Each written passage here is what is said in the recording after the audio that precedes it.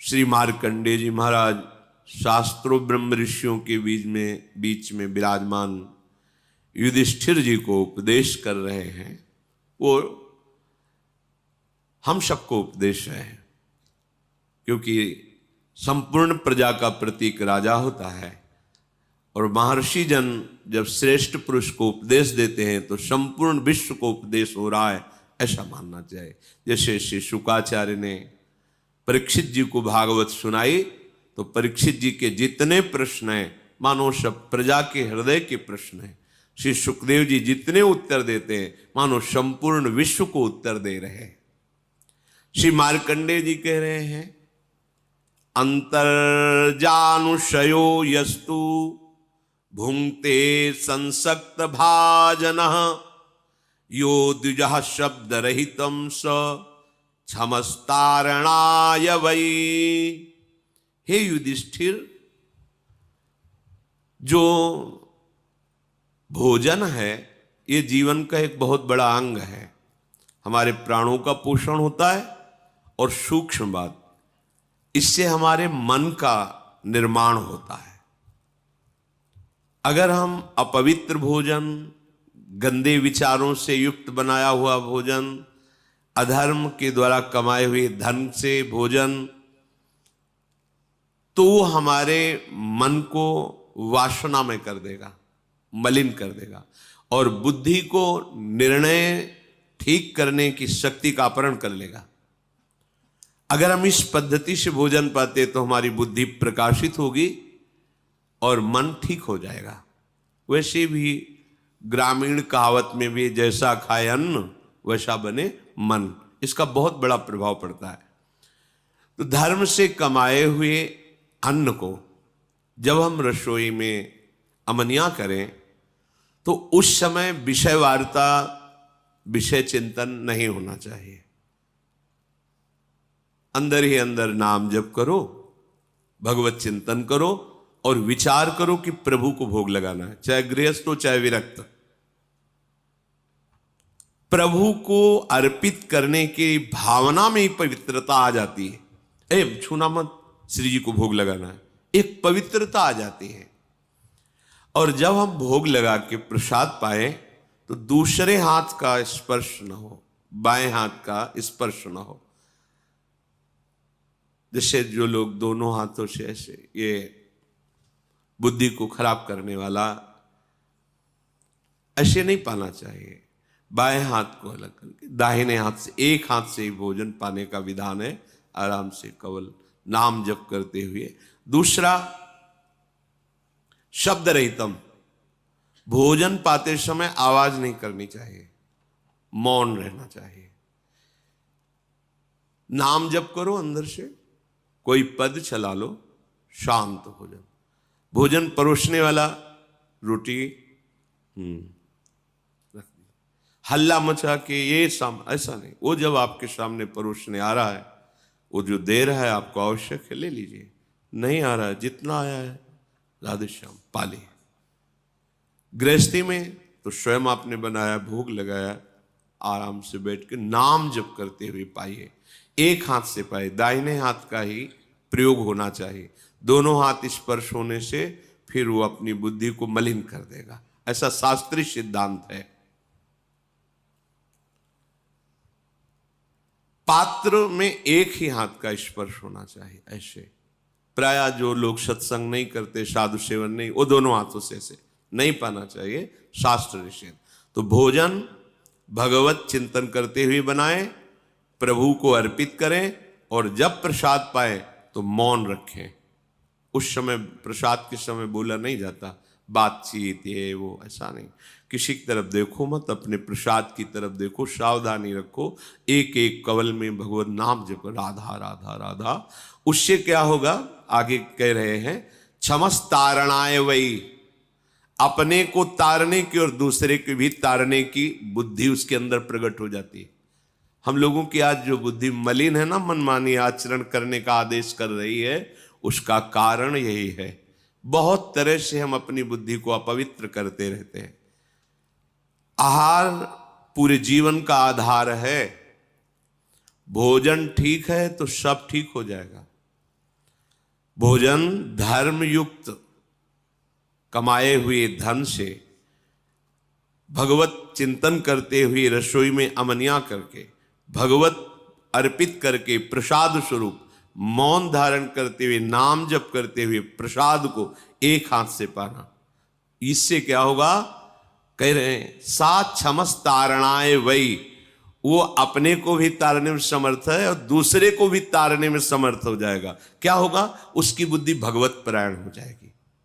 और इसके विपरीत जूता पहने हैं, अब जैसे आप समय देखो कलयुग का, आप जैसे भोजनालय में कहीं, जिन्हें होटल आदि कहते हैं, वहां पाने गए तो आप जूता थोड़ी उतारते हैं, हाथ थोड़ी धोते हैं, कुल्ला थोड़ी करते हैं, पशुवत आचरण। ऐसे ही जूता पहने हुए ऐसे क्या कैसा बना हुआ है, कोई निर्णय नहीं, तो बुद्धि कहाँ जा रही है? देखो ना, केवल धर्माचरण की तरफ बुद्धि जा रही। शास्त्र युक्त इंद्रियां शांत, भगवत चिंतन परायण, धर्म युक्त चेष्टाएं, ये सब केवल कहने में रह जाती, जीवन में आचरण में नहीं आ पाती, क्योंकि आहार विहार ही ठीक नहीं है। यही मूल है। बड़े बड़ी पवित्र बुद्धियों को भी आहार दूषित जाने पर भ्रष्ट आचरण हो गया। आहार बहुत बड़ा बल रखता है। महाराज युधिष्ठिर को श्री मार्कंडेय जी उपदेश करते हैं, अपान पान गदितास्तथान्ये ये दुजातयः जपन्ति संहितां सम्यक् ते नित्यं तारण क्षमाः। हे युधिष्ठिर, जिसने कभी जीवन में मदिरा एक बूंद भी जबान में नहीं रखी और जिसने कभी किसी की निंदा नहीं की और जो विधि पूर्वक शास्त्रों का स्वाध्याय करता है और नाम जप करता है, वो पूरे विश्व को तार देगा, अपने आप को भी और पूरे विश्व के तारण करने की सामर्थ्य रखता है। ये साधारण बात नहीं है। जो आजकल के नवीन अवस्था के बच्चे खिलवाड़ में मदिरा को पीते हैं, क्या है? जिसके मुख में कभी जीवन में मदिरा नहीं गई है, किसी प्रकार से किसी की निंदा नहीं की, दोष आरोपण नहीं किया, और जो शास्त्र स्वाध्याय भगवान नाम जप करता है, सहज में मन शांत होकर उसका भगवदाकार हो जाता है। पूरे विश्व तारने की तात्पर्य है कि अगर पूरा विश्व उसकी बात मान ले, उसका आश्रय ले ले, तो उसका कल्याण करने में वो समर्थ है। यह हव्य, यज्ञ और काव्य, श्राद्ध, जितनी भी वस्तुएं हैं, ऐसे भजन करने वाला सबको पाने का अधिकारी है। यदि ऐसे जिसने कभी मदिरा नहीं, कभी मांस नहीं, शास्त्र स्वाध्याय, नाम जप, भगवत परायण, उसको दिया हुआ दान ऐसे सफल होता है जैसे प्रज्वलित अग्नि में दी हुई आहुति। साधु को कभी किसी अस्त्र से किसी पर प्रहार करने की जरूरत नहीं होती। मन्यु प्रहरणा विप्रा न विप्राहा शस्त्र योधिना निहन्युर्मन्युना विप्रा वज्रपाणिरिवासुरान। साधु का अस्त्र है क्षमा।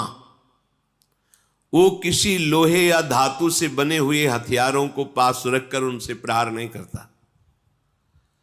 जैसे त्रिभुवनपति इंद्र के हाथ में वज्र विराजमान है और जिस पर प्रहार करें अमोघ है, ऐसे साधु का असंतुष्ट हो जाना अपराधी को नष्ट कर देता है। अस्त्र की जरूरत नहीं, मारने की जरूरत नहीं, मुस्कुराने की जरूरत है। ध्यान रखना, अगर कोई साधु नाराज होकर तुम्हारे अपराध पर तुम्हें कटुवचन बोल दे, दंड विधान कर दे, तो जय मनाना, भगवान तुम्हारी जय हो, तुमने निर्मल कर दिया। और अगर वो मौन होकर के निकल जाए तो घबरा जाना, फिर तुम्हें कोई नहीं, वो वज्र जैसे अमोघ, ऐसे यहां कह रहे हैं। वज्रपाणि रिवासुरान निहन्युर्मन्युना विप्रा। वो उपासक, वो साधु, उसी को भगवान में संकेत करते हैं शंकर जी कि उमा क्षमा सापहुते भारी, अपने कर्म जाए अपकारी। भगवत मार्ग के उपासक को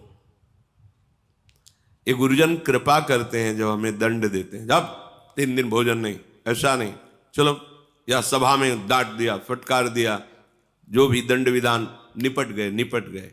त्रिभुवन में अब कोई तुम्हें उस कर्म का दंड नहीं दे सकता। भारी से भारी अपराध को 2 शब्दों में खत्म कर दिए।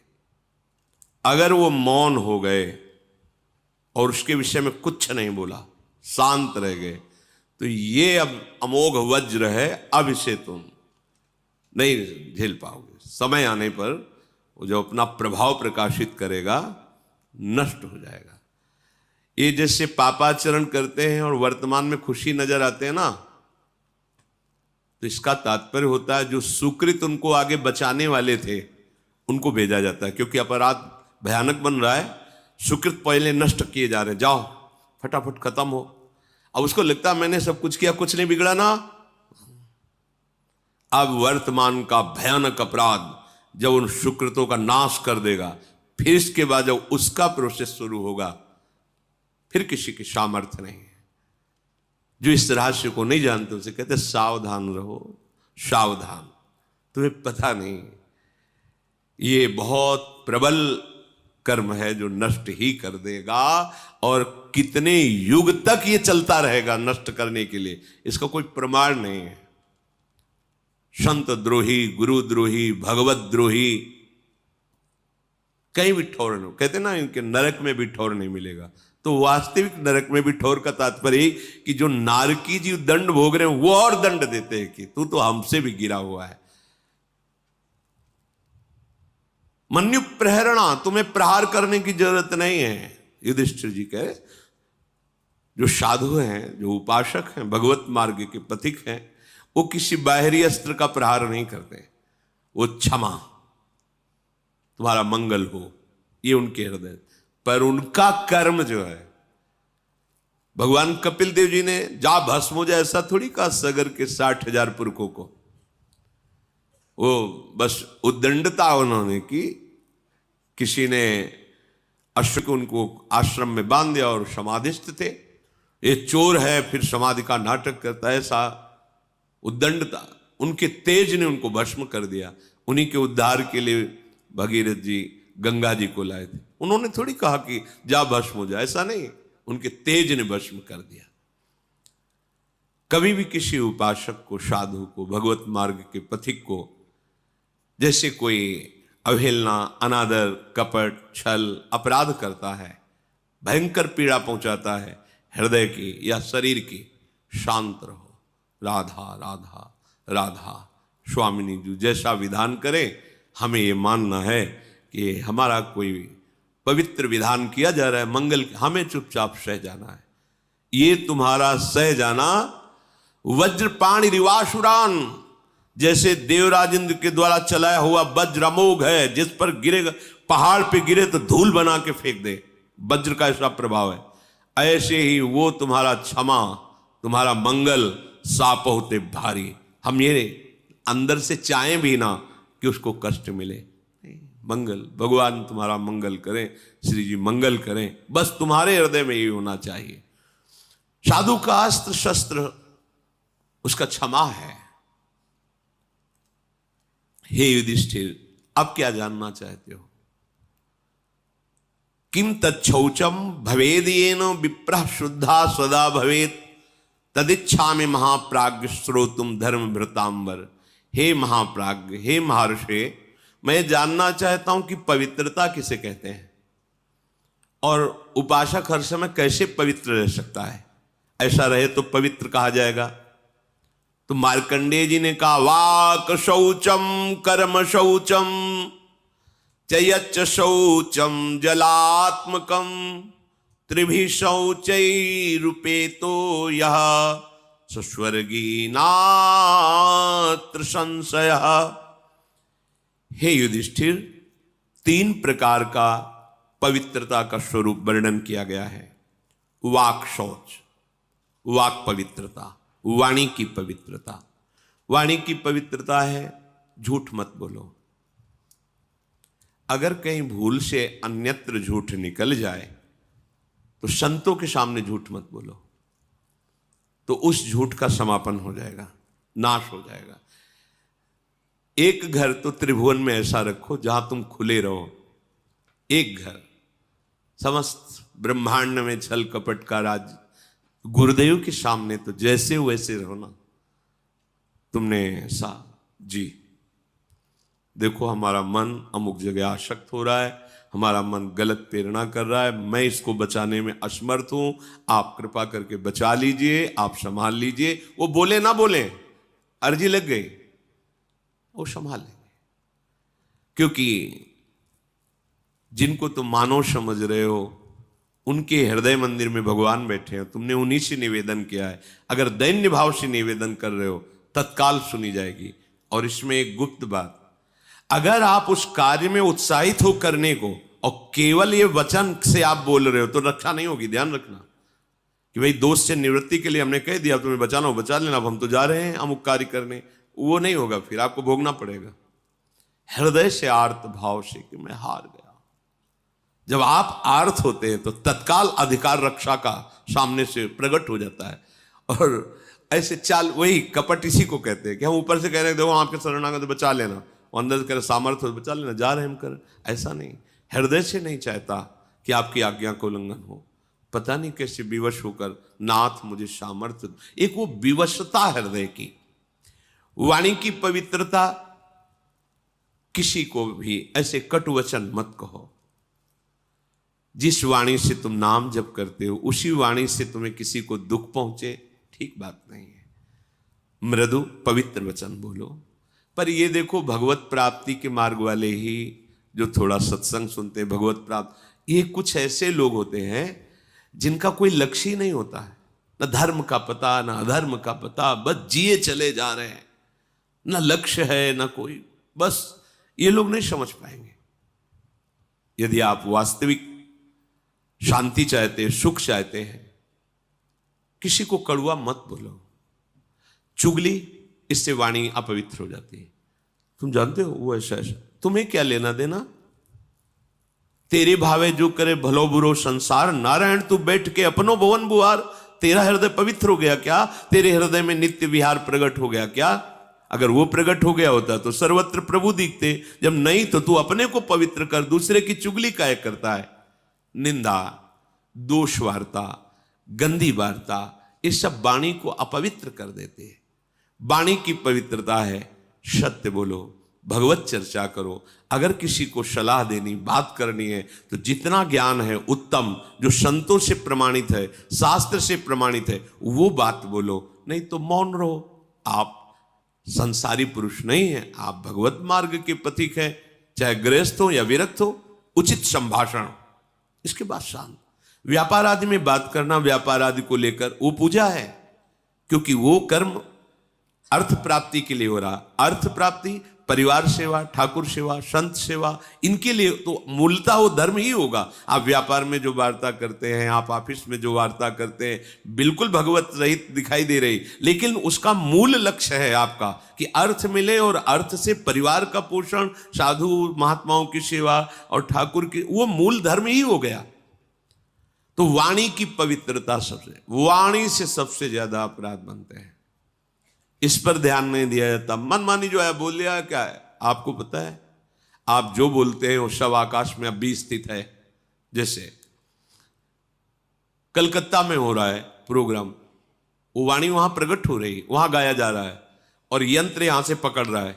कैसे पकड़ रहा है? वो कलकत्ता जाके थोड़ी पकड़ रहा है, वो शब्द आकाश में फैल गया।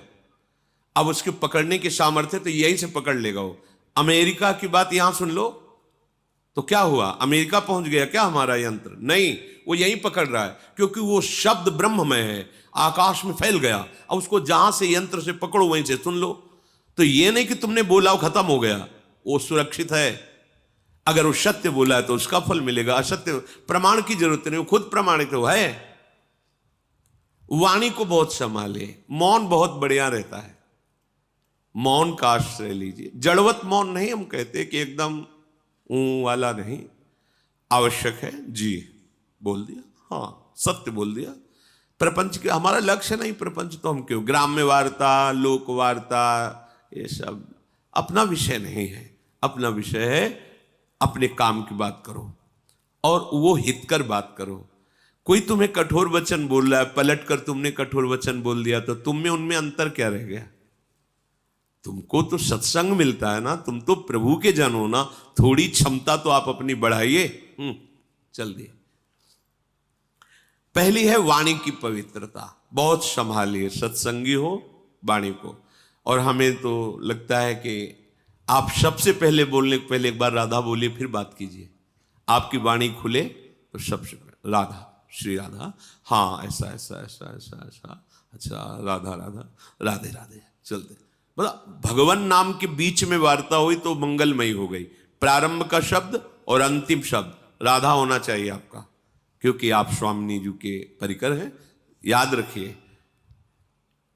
सुनो, हाँ नहीं, सुनो राधा जी बोलिए।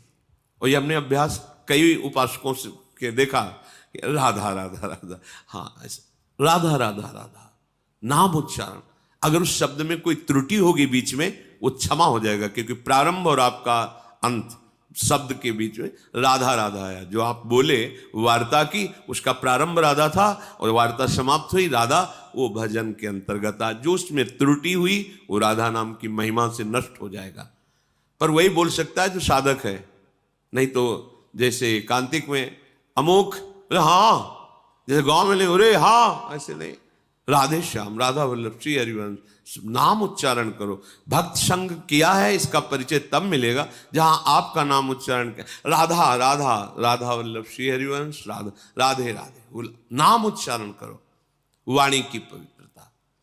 फिर कह रहे हैं कि शरीर की पवित्रता। शरीर की पवित्रता के लिए कई बार वर्णन हुआ है, जैसे शौच आदि में रज का प्रयोग। आप जैसे विरक्त हैं या गृहस्थ हैं, आपको मंत्र मिल गया है, तो अब ऐसे नहीं कि जहां मनाया खड़े लघु शंका कर दी, ऐसे चल दी। कोशिश करो। वैसे तो आजकल बोतलों में जल रखते हैं, छोटा गिलास रखा, या वो वैसे टेम्परेरी गिलास भी आते हैं, वो छोटे छोटे जो चाय आती, वो पास है। लघु शंका गए, जल लिए, मूत्रेंद्री का प्रक्षालन किया, फिर हाथ धोया, फिर राधा वल्लभ श्री हरिवंश, राधा वल्लभ श्री हरिवंश, राधा वल्लभ श्री हरिवंश आचमन किया, और थोड़ा जल लेके से नाम जप करो, मंत्र जप करो, पवित्र वर्ष में। शौच गए, उतने ही कपड़े पहनो जितने आवश्यक हैं, जो धोने में काम आए। नहीं तो आजकल बाथरूम की व्यवस्था है, दरवाजा बंद, आप अगर बार बार कभी शौच लगे तो कमर से स्नान कर ले, यहाँ से हाथ धो लिए, और हर छिद्र में जल, आंख में कान में ऐसे जल ले करके, नाक में ऐसे, और कुल्ला करके पवित्र हुए, बाहर निकले, रज लगाया, तिलक लगाया, आप भगवत स्वरूप हैं, पवित्र हैं। ये जो मनमानी आसुरी भाव नहीं है, फिर बुद्धि भ्रष्ट हो जाएगी, समझ में ही हमारी बात नहीं आएगी। बात समझ लेना। अगर आपका शरीर पवित्र नहीं है, वाणी पवित्र नहीं है, मन पवित्र नहीं, तो उपासना किस बात की हो रही? बोले दिखावे की क्या जरूरत है? ये सब बहिर्मुख लोगों के वचन। तस्मात् शास्त्रम प्रमाणम, शास्त्र आज्ञा कर रहा है। कई बार मन को समझाना पड़ता है। जैसे कोई आप प्रसाद दे दें, मुख में डाल लिया, और जहां मंत्र चलाने की कोशिश करो तो पहले अंदर से अभ्यास आता है, झूठा है, नहीं नहीं, ये तो प्रसाद श्री जी का लिया है, ऐसा रज हर समय पास, जरा सा ऐसे, जरा सा एक कण भी दांत में लगा कि रज गई। अब आप मंत्र जप कर सकते हो, अगर पानी की व्यवस्था, आचमन नहीं, रज। आपको ऐसा लगता है कि जल की व्यवस्था नहीं, तो आप कहा है, आप एक झोली रखिए जिसमें चरणामृत है, रज है, आप उपासक है, तो आप वो रज निकाले, जरा सा ऐसे कर लिया और हाथ में हो गया, पवित्र हो गए आप। हर उपाय है, पर पवित्र जल से, रज से। वाक शौचम और कर्म शौचम, शरीर पवित्रता। अब कर्म पवित्रता, अब इसमें ज्यादा सावधानी की जरूरत है। हमारा कोई कर्म अपवित्र ना रहे। अपवित्र कर्म होता है धर्म विरुद्धाचरण, कोई ध्यान ही नहीं देता, चाहे जितना हल्ला मचाओ कोई ले।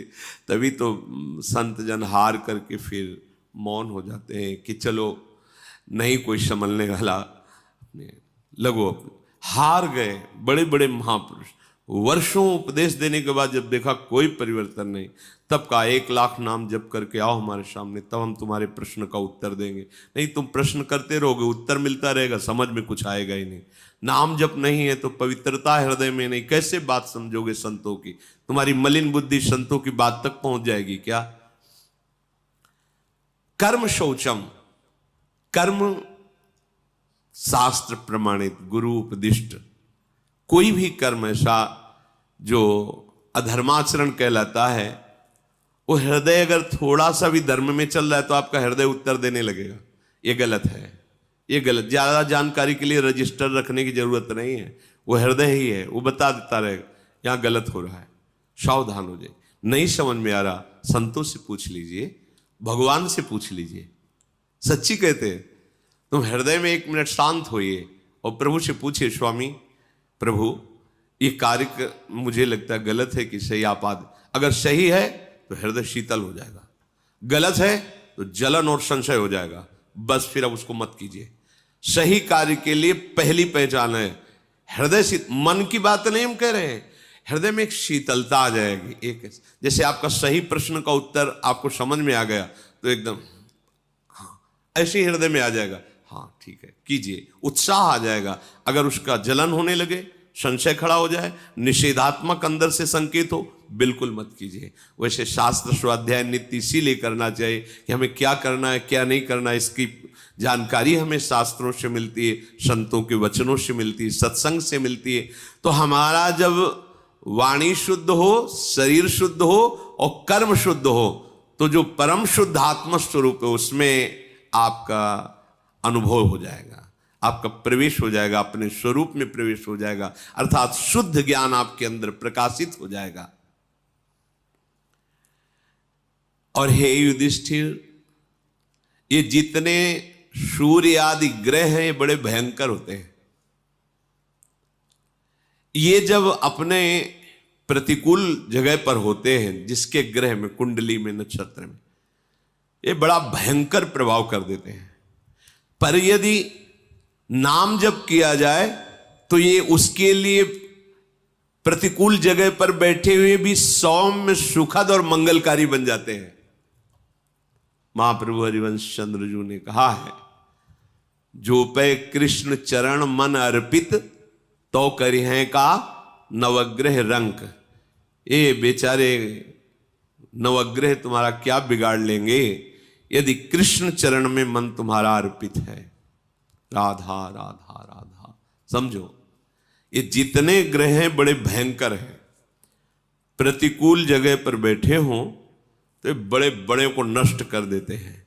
पर कह रहे जो जप परायण है, नाम जप करता है, उसके लिए प्रतिकूल जगह पर बैठे हुए भी, बोले 7.5 शनिचर चल रहा है, वो वहां बैठा जरूर है पर वो सौम्य होगा आपके लिए, सुखद होगा आपके लिए, मंगलकारी होगा।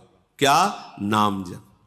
अगर भगवान की शरण में हो, भगवत सन्मुख हो, नाम जप कर रहे हो, तो कोई भी प्रतिकूल स्थान पर बैठा हुआ, विपरीत स्थान पर बैठा हुआ ग्रह आपका अनिष्ट नहीं कर सकता, और उल्टा वो आपको सुखद, सौम्य और मंगलकारी होगा। अब लोग इन सब के लिए बाहरी उपायों में भटकते हैं कि ऐसा है तो ऐसा कर ले। कुछ नहीं, नाम जप करो, इससे सब ठीक हो जाएगा।